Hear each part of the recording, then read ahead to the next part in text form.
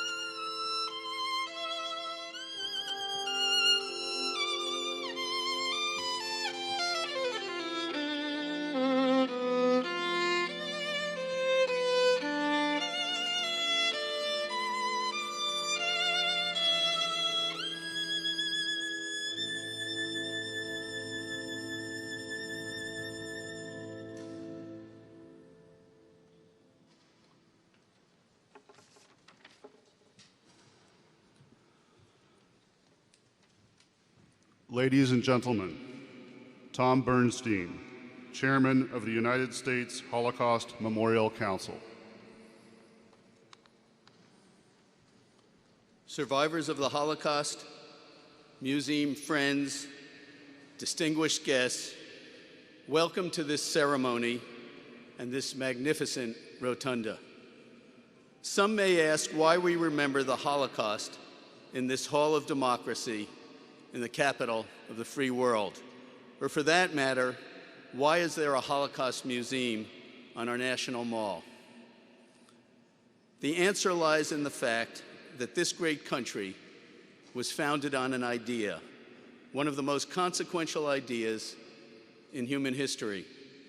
That idea is represented in this majestic space and engraved at one entrance to the museum, where visitors encounter some of the most important words ever written about our national values.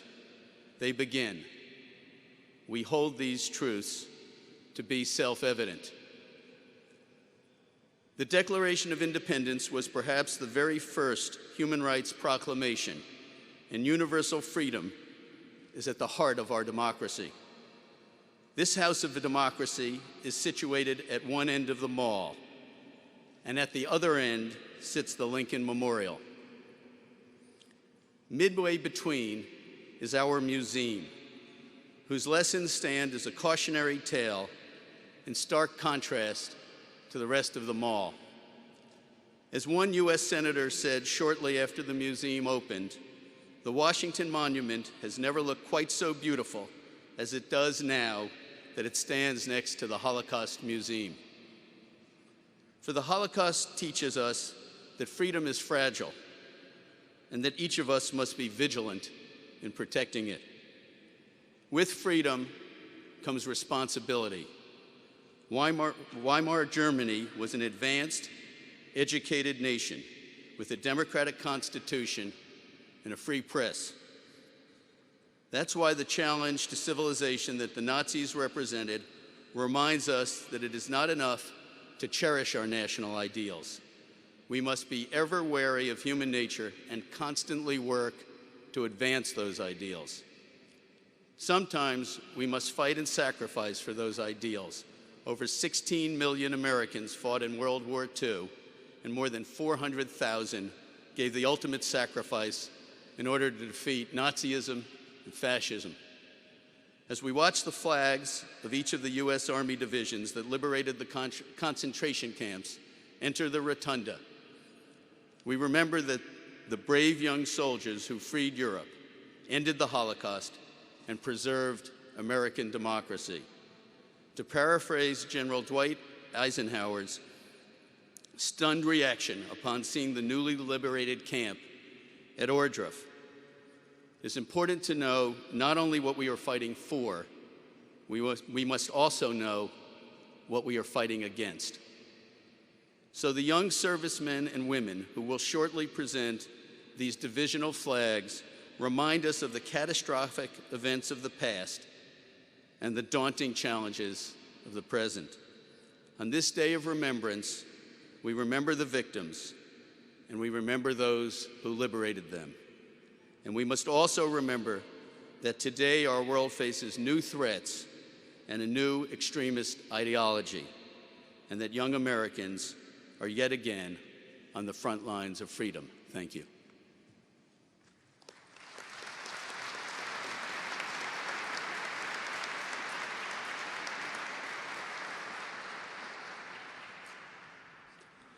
Ladies and gentlemen, please rise for the presentation of the flags of the United States Army Liberating Divisions, followed by the national colors.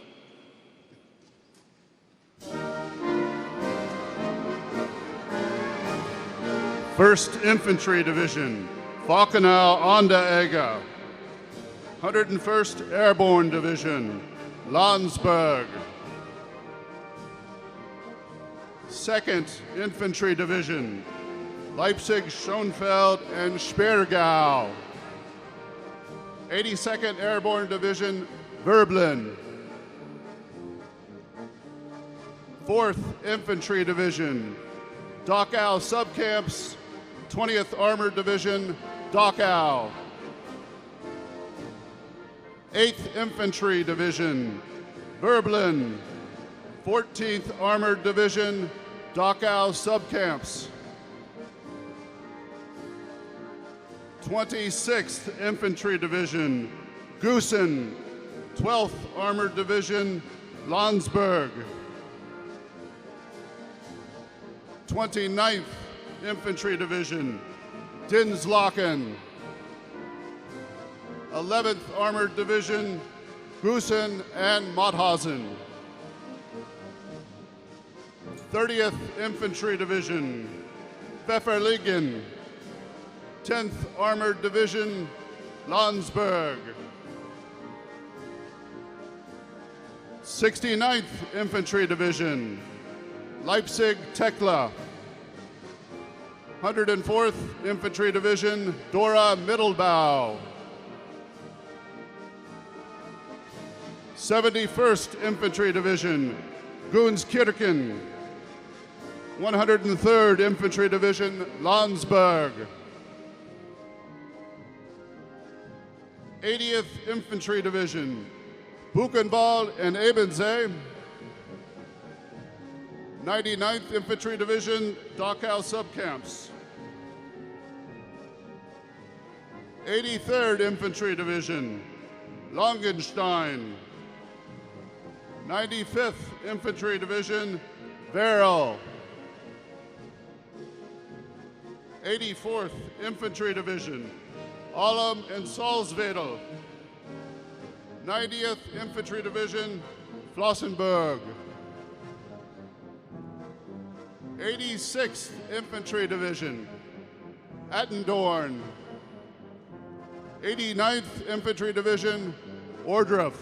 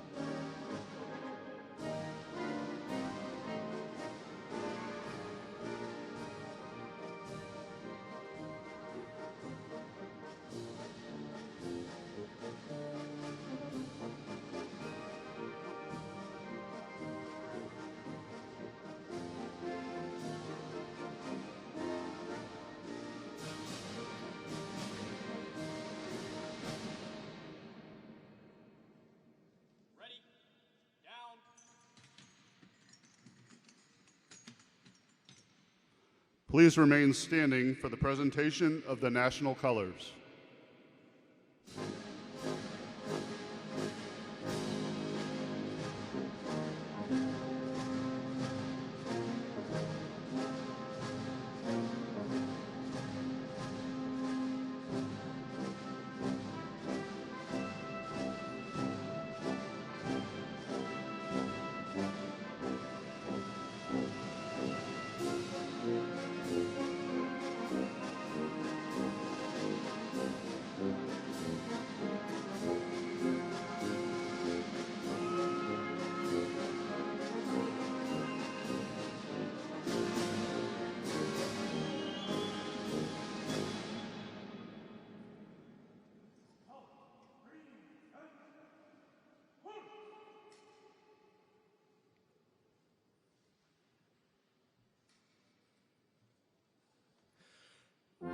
Say, can you see by the dawn's early light what so proudly we hail at the twilight's last gleaming, whose brass stripes and bright stars through the perilous fight, all the ramparts we watch were so gallantly streaming, and the rockets ran glad, the bombs bursting in air, gave proof through the night that our flag was still there. Oh, say, Bengal banner yet wave, o'er the land of the free, and the home of the brave.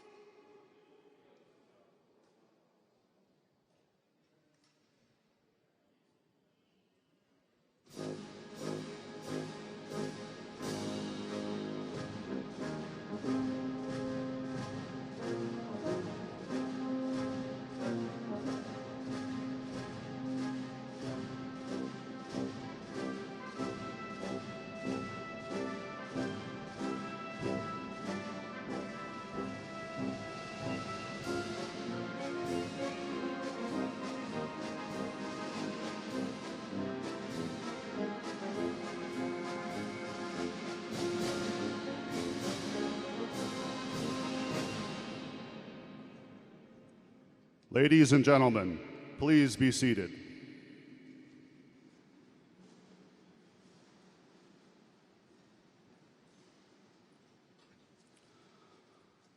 Ladies and gentlemen, Ambassador Ron Dermer of the State of Israel.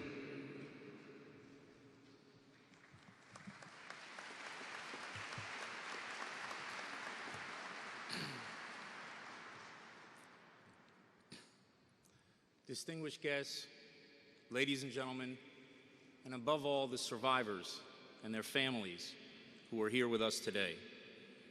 This is the first Holocaust Remembrance Day without the man who implored the world never to forget.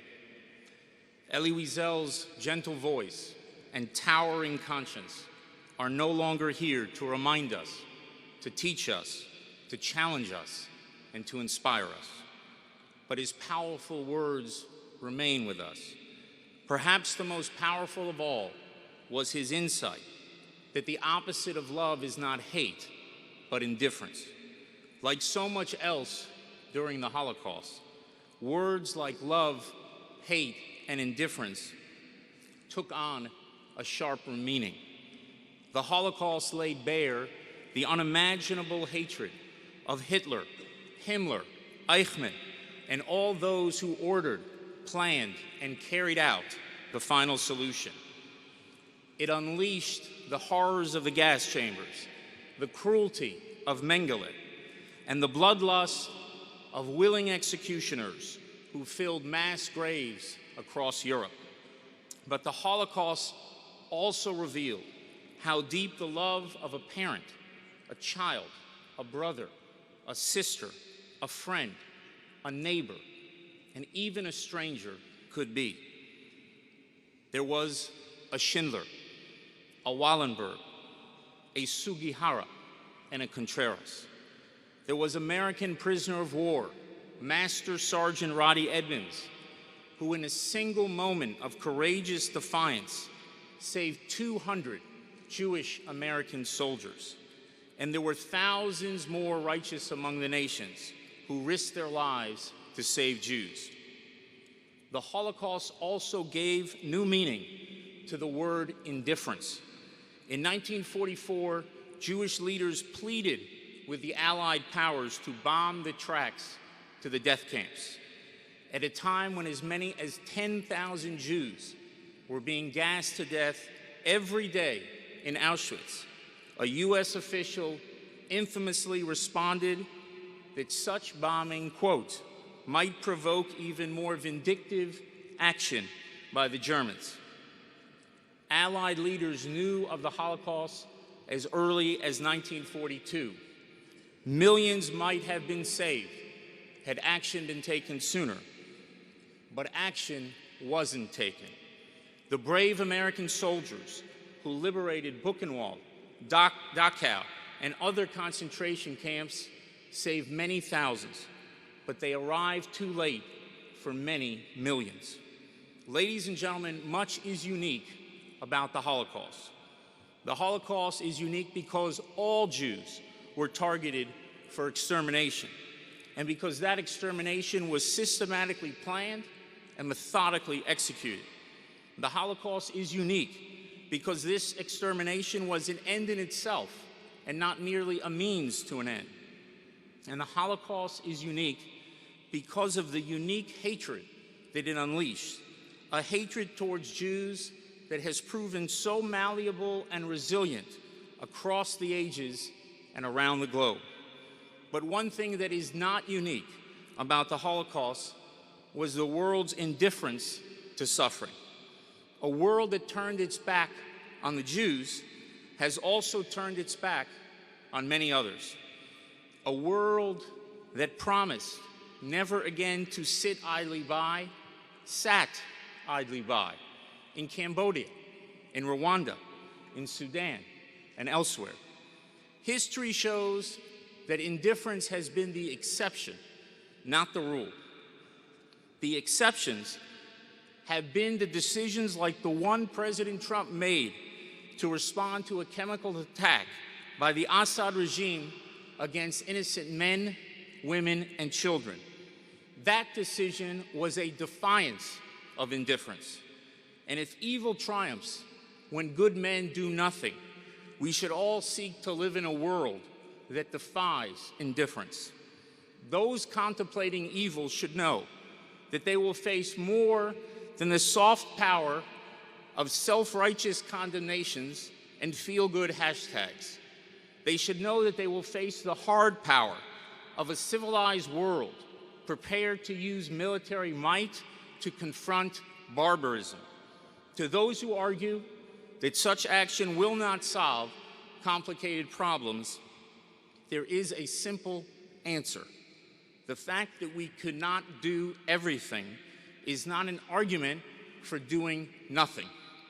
Or, as a sage of my people said long ago, while it is not our responsibility to finish the work, we are not free to desist from that work either. Ladies and gentlemen, for the Jewish people, the indifference of the world during the Holocaust must never be forgotten. We must remember that 75 years ago, we were a stateless and powerless people who begged in vain for presidents and prime ministers to come to our rescue. We must remember that as the Jews of Europe were being cast into ovens, those fleeing the flames had no refuge. We must remember that 1.5 million Jewish children were murdered in an indifferent world.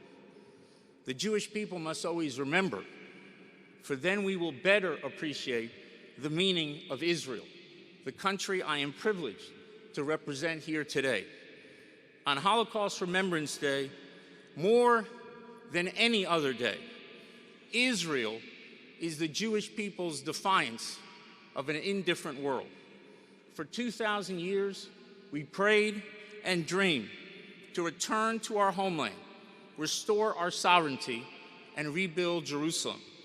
We kept that dream alive despite history throwing our way every evil under the sun.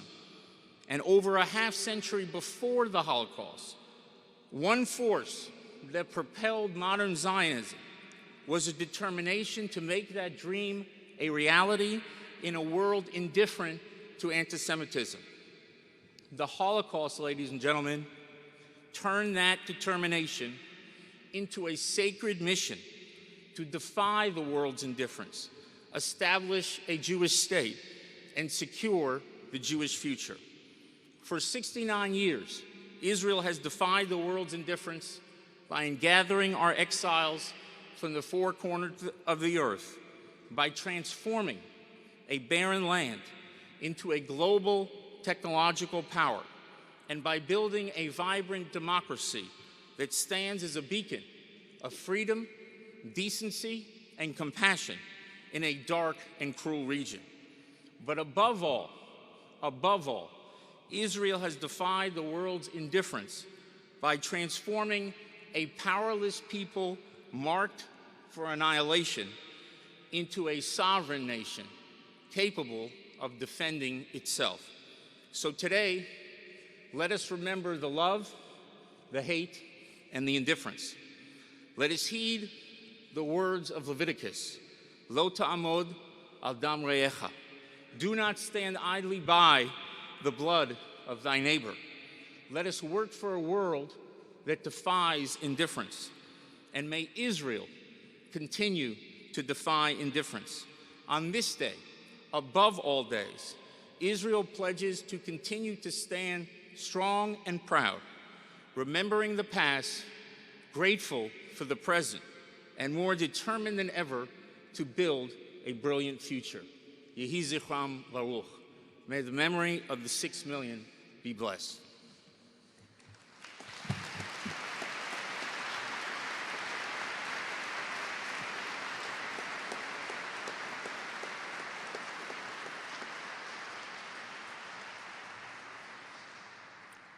Ladies and gentlemen, Sarah Bloomfield, Director of the United States Holocaust Memorial Museum.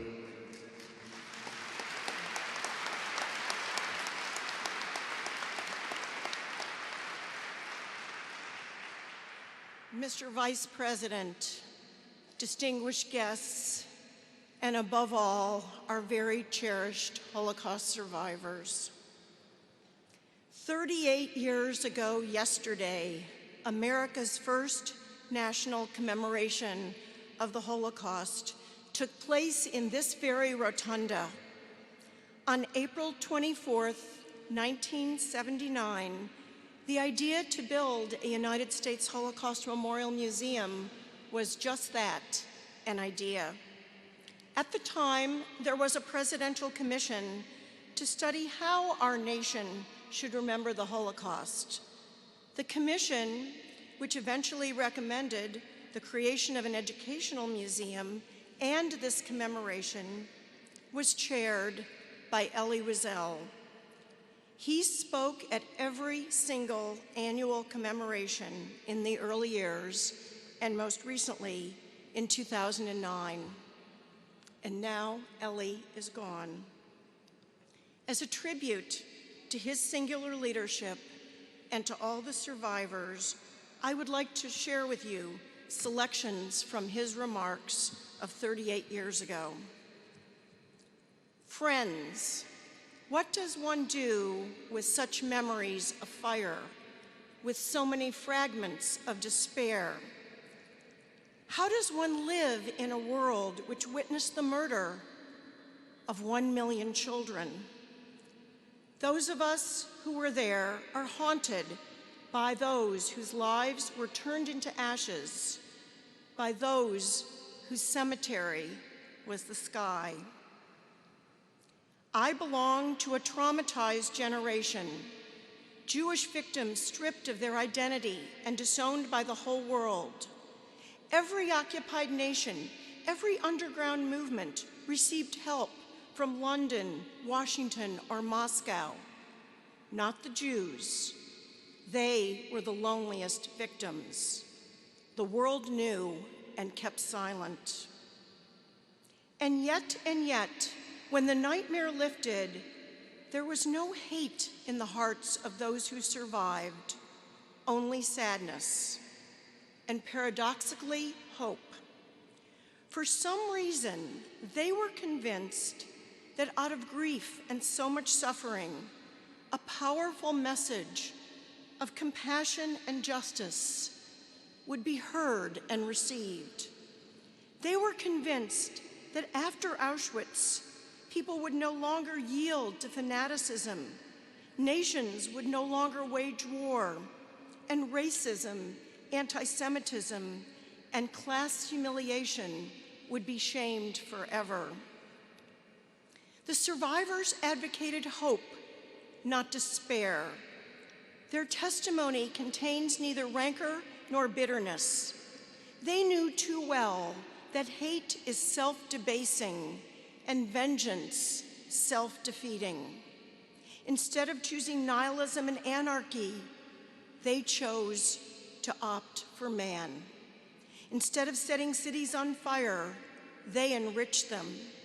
Many went on to build an ancient dream of Israel.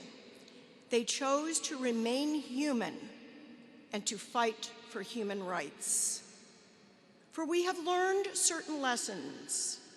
We have learned not to be neutral in times of crisis, for neutrality always helps the aggressor, never the victims. We have learned that silence is not the answer.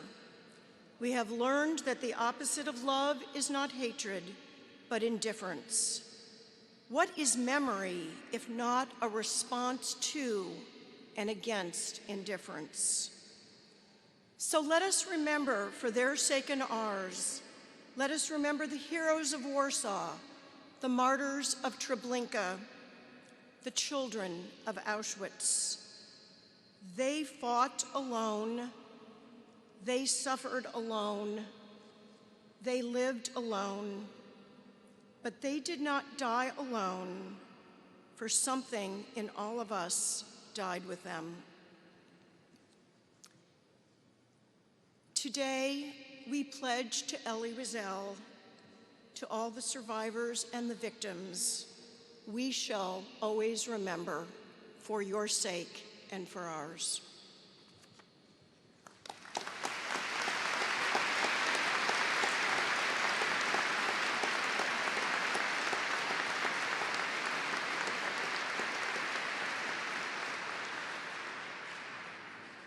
Ladies and gentlemen, the President of the United States.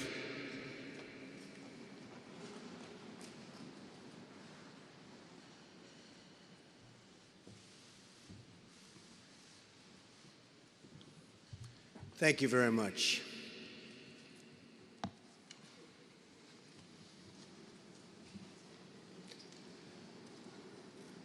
Thank you. Friends, members of Congress, ambassadors, veterans, and most especially to the survivors here with us today, it's an honor to join you on this very, very solemn occasion. I'm deeply moved to stand before those who survived history's darkest hour. Your cherished presence transforms this place into a sacred gathering. Thank you, Tom Bernstein, Alan Holt, Sarah Bloomfield, and everyone at the Holocaust Memorial Council and Museum for your vital work and tireless contributions. We are privileged to be joined by Israel's ambassador to the United States, a friend of mine. He's done a great job and said some wonderful words, Ron Dermer. The State of Israel is an eternal monument to the undying strength of the Jewish people, the fervent dream that burned in the hearts of the oppressed is now filled with the breath of life, and the Star of David waves atop a great nation arisen from the desert. To those in the audience who have served America in uniform, our country eternally thanks you.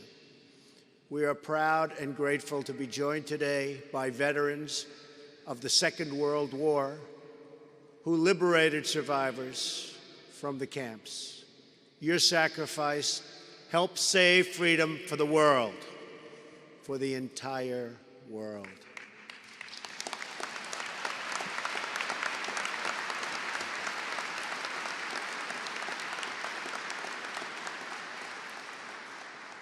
Sadly, this year marks the first day of remembrance since the passing of Elie Wiesel, a great person, a great man. His absence leaves an empty space in our hearts, but his spirit fills this room. It is the kind of gentle spirit of an angel who lived through hell and whose courage still lights the path from darkness. Though Elie's story is very well known by so many people, it's always worth repeating. He suffered the unthinkable horrors of the Holocaust.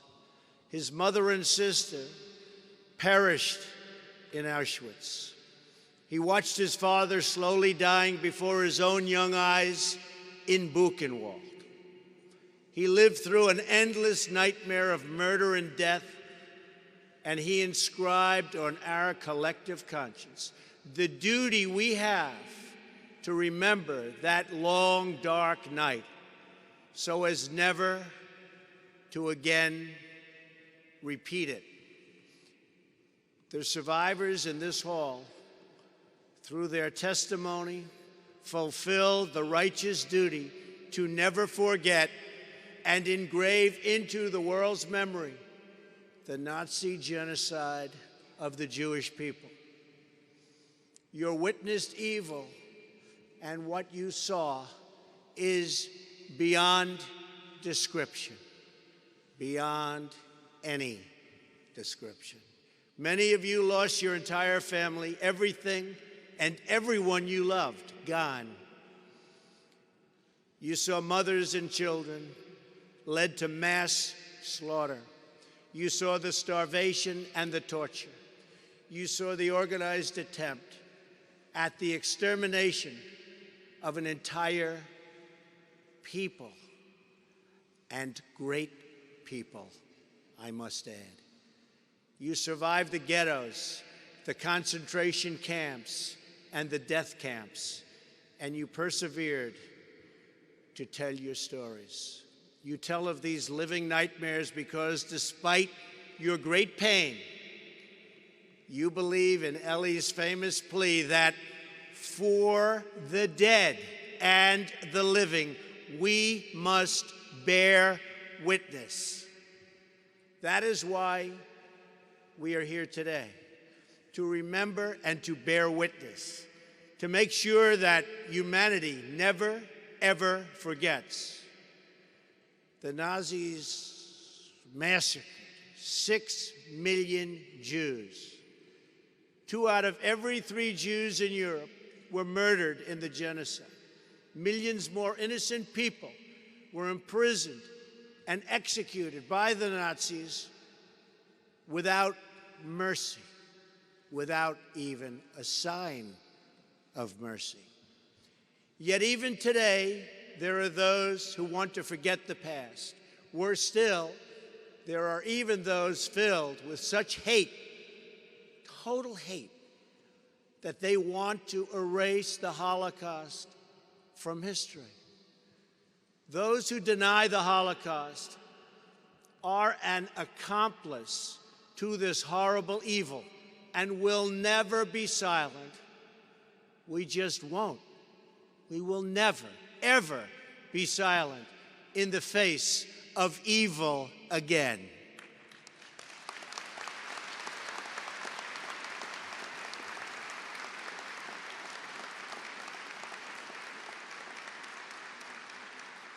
Denying the Holocaust is only one of many forms of dangerous anti-Semitism that continues all around the world. We've seen anti-Semitism on university campuses, in the public square, and in threats against Jewish citizens. Even worse, it's been on display in the most sinister manner when terrorists attack Jewish communities or when aggressors threaten Israel with total and complete destruction. This is my pledge to you. We will confront anti-Semitism.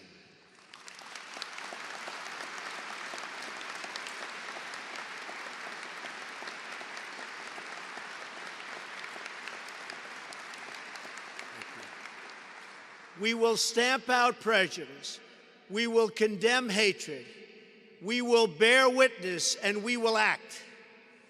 As President of the United States, I will always stand with the Jewish people, and I will always stand with our great friend and partner, the State of Israel.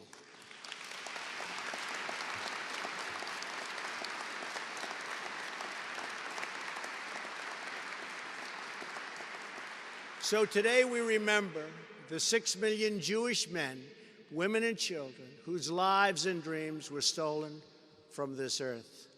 We remember the millions of other innocent victims the Nazis so brutally targeted and so brutally killed. We remember the survivors who bore more than we can imagine.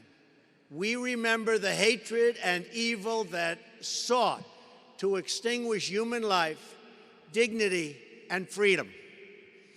But we also remember the light that shone through the darkness. We remember sisters and brothers who gave everything to those they loved. Survivors like Stephen Springfield, who in the long death march carried his brother on his back.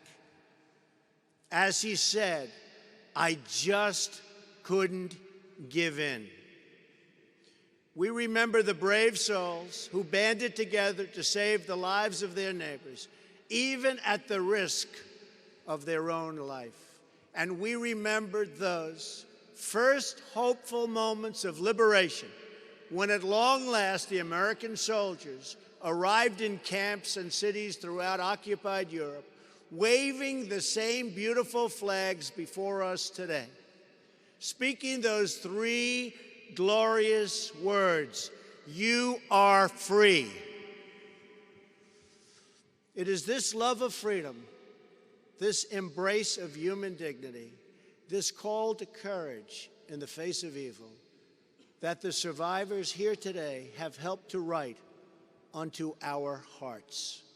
The Jewish people have endured oppression, persecution, and those who have sought and planned their destruction. Yet through the suffering, they have persevered, they have thrived, and they have enlightened the world.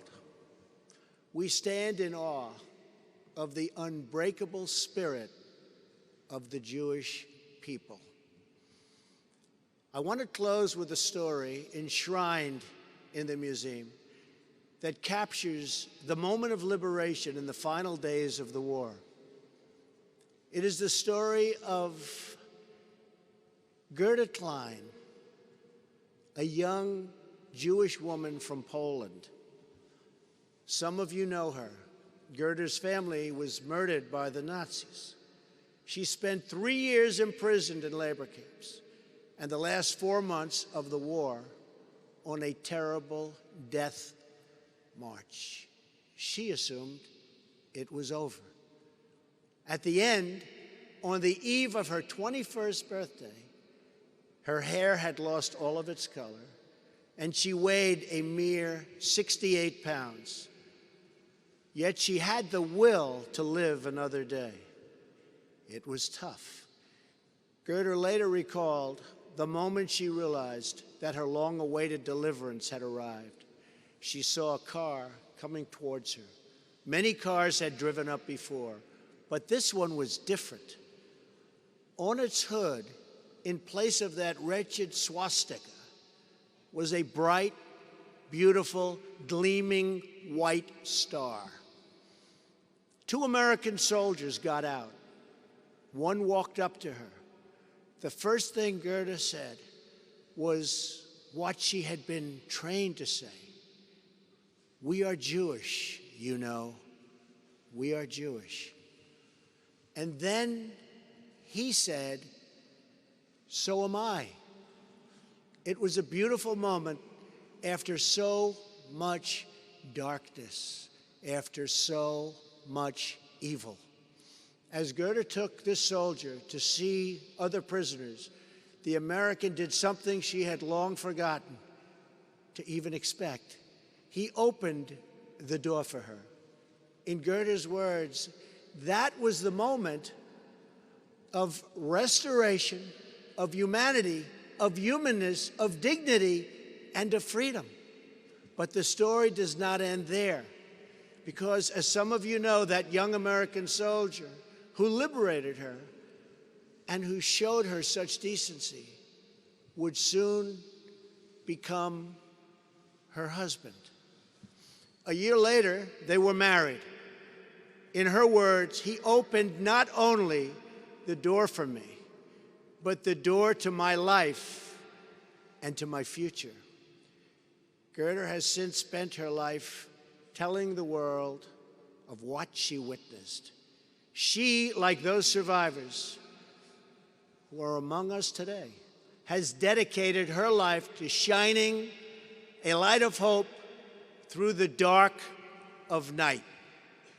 Your courage strengthens us. Your voices inspire us.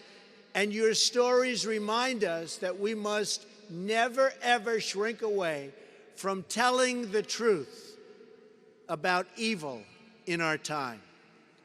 Evil is always seeking to wage war against the innocent and to destroy all that is good and beautiful about our common humanity. But evil can only thrive in darkness. And what you have brought us today is so much more powerful than evil. You have brought us hope, hope that love will conquer hatred, that right will defeat wrong, and that peace will rise from the ashes of war. Each survivor here today is a beacon of light, and it only takes one light to illuminate even the darkest space. Just like it takes only one truth to crush 1,000 lies and one hero to change the course of history. We know that in the end, good will triumph over evil, and that as long as we refuse to close our eyes or to silence our voices, we know that justice will ultimately prevail. So today we mourn, we remember, we pray, and we pledge never again. Thank you, God bless you, and God bless America. Thank you very much. Thank you.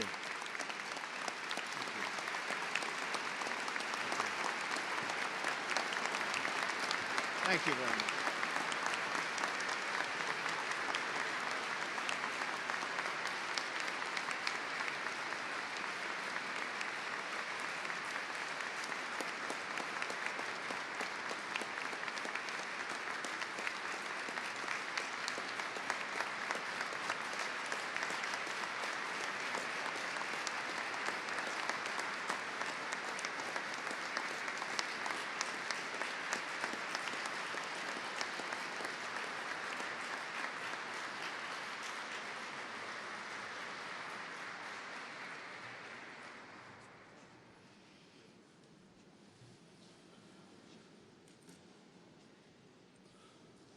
Ladies and gentlemen, Alan Holt, Vice Chairman of the United States Holocaust Memorial Council.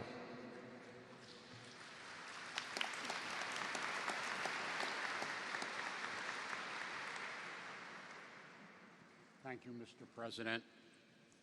Thank you, Mr. Vice President, distinguished guests, and of course, our survivors. We come together to remember, because the act of remembrance must not be about memory alone. It must also educate. It must answer the question, why remember? It has often been said that without understanding our past, we diminish our capacity to confront the present and shape the future. For most of you here today, the Holocaust is the past, it's history. But for the survivors, and for me, it is never past. It is always present memory. My parents, born in different parts of Poland, managed to survive the Holocaust. Their survival, as was true of everyone's survival, was miraculous. Between the two of them, they experienced and endured many infamous sights: the Lodz Ghetto, Auschwitz, Buchenwald, and Dachau, among others. My father must have been a bold and gutsy young man, and based on advice from another prisoner who told him, "Tell them you have a trade," lied to the SS that he was a barber. My mother managed to stay with her two sisters throughout the ordeal, a miracle in itself, a bond of love and family that generated inner reserves of strength they desperately needed. My parents met in the chaotic moments of liberation, rescued by American GIs from a German prison train, almost certainly destined to a fate of death. But 75 years ago, they were not my parents. They were victims of the most brutal, systematic assault by any state on any people in modern times. 1942 was a momentous year of history. It began with a conference outside Berlin, where a small group of mid to high-ranking German officials met to plan the implementation of what they called the final solution of the Jewish question. There were only 15 people at the meeting. Imagine that, only 15 to plan the extinction of a people. Their plans focused on the establishment of extermination centers, the most famous being Auschwitz-Birkenau, which began its systematic killings that spring. As officials were making plans and coordinating train schedules, and as contractors worked constructing barracks, gas chambers, and crematoria, most could not have imagined what would soon befall them, nor could the world. By August of 1942, the U.S. government received the first authoritative information that the Germans had developed a plan to murder every Jew in Europe. The State Department had the report confirmed within 3 months, but unfortunately tried to suppress the information. When word did get out, thanks to people like Rabbi Stephen Wise, some found it hard to believe. And sadly, even today, the shocking horror of it, the scale and scope of it, the unprecedented nature of it, make the Holocaust an easy target for the denialism of anti-Semites. By the end of 1942, the Germans and their collaborators had murdered almost 4 million Jewish men, women, and children, and millions of others deemed undesirable based on the Nazi racist ideology. Among those killed that year were probably my grandparents. I do not know. I do know that my parents taught me about survival, hope and resilience, about the possibilities of human nature, good and bad, and about the importance of memory. Memory is a part of the special bond of that our family shares. But they also taught me that memory is not enough. We must learn, we must reflect, we must question, and above all, we must always act. Thank you.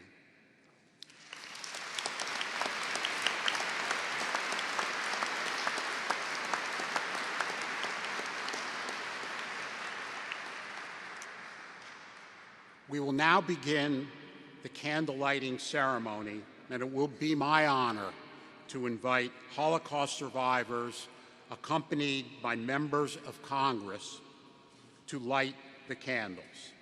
We will be assisted in the ceremony by Shira Godin, a sophomore at Charles E. Smith Jewish Day School and a graduate of the museum's Youth Leadership Program, bringing the lessons home. Inspired by her grandmother, Nessie, a Holocaust survivor and museum volunteer, Shira hopes to become a role model and leader among youth in her community.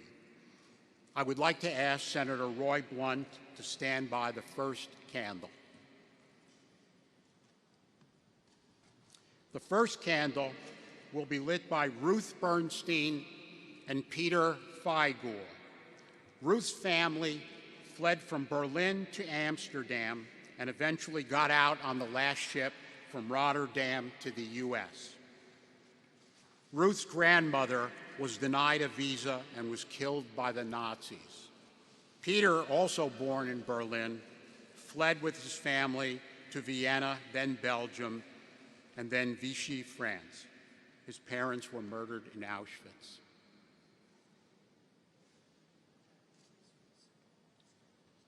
May I invite Senator Chris Coons to stand by the second candle. The second candle will be lit by Anya and Marcel Dreimer. Anya's family was deported from Poland to a Soviet forced labor camp but they were eventually able to get to Ukraine, where they remained until the war. Marcel and his family were forced into the ghetto in Drohobych, Poland. They later escaped to a nearby village where they were hidden by a Ukrainian family, first in a stable and later in a hall. Anya and Marcel are both museum volunteers. Thank you. Senator Patrick Leahy, may I ask you to stand by the third candle? The candle will be lit by Rita Rubenstein and Helena Peabody. Rita was born in Romania and was deported with her family to a ghetto in Transnistria. Later, after bribing soldiers, they went to another ghetto and were helped by a local family until liberation. Helena was born in Krakow. Her mother obtained false documents from a priest for herself and her two daughters. They lived as Catholics, always fearing exposure until the end of the war. Rita and Helena are also both volunteers at the museum. May I invite Congressman David Kustoff to stand by the fourth candle. This candle will be lit by Irene Weiss and Manny Mandel. Irene was born in Czechoslovakia. After being forced into the Munkac ghetto, Irene and her family were deported to Auschwitz, where her mother and four of her siblings were gassed. Irene and her sister were selected for forced labor and survived a death march. Manny and his mother were among a group of Hungarian Jews traded for trucks and other material in negotiations between Adolf Eichmann and Rudolf Kastner, a member of the Jewish Rescue Committee. The group was deported to Bergen-Belsen for 6 months, and later they were able to get to Switzerland. Both Irene and Manny volunteer at the museum. Thank you. Congressman Ed Royce, may I ask that you stand by the fifth candle? The fifth candle will be lit by Esther Starobin and Harry Markowitz. Esther was sent by her parents from Germany to England on a kinder transport. Her family was deported to a camp in France, and later her parents were sent to Auschwitz and killed. Harry was born in Berlin. Shortly before Kristallnacht, Harry and his family fled Berlin to Antwerp. Later, fearing he would be selected for forced labor, Harry's family moved the family to Brussels, where they separately went into hiding until liberation. Harry and Esther are also museum volunteers. Now I would like to ask Congressman Brad Schneider to stand by the sixth candle. The sixth candle will be lit by Marcel Hodak and Ray Goldfarb. Marcel and his family moved from Paris to Vichy, France, after the French citizenship of his Romanian-born parents were revoked. His family blended in with the local population, attended church, and survived there until liberation. Ray was born in Poland. Following the German invasion, Ray and her mother escaped to a nearby ghetto, then joined a group of partisans in the forest, surviving there until liberation. Both Marcel and Ray volunteer at the museum. Thank you all very much.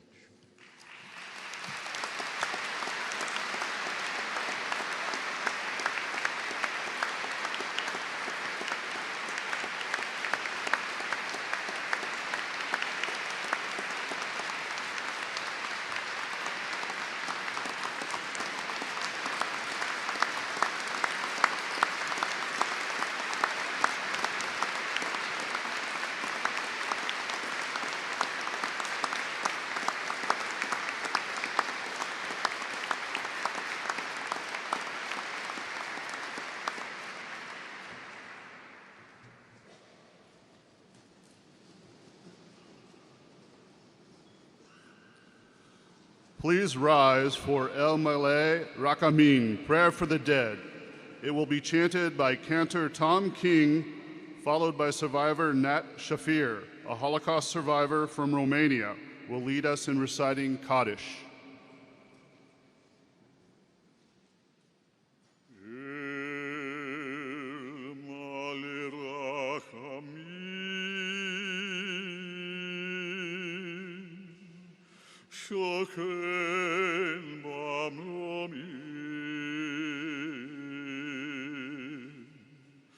Hamtsem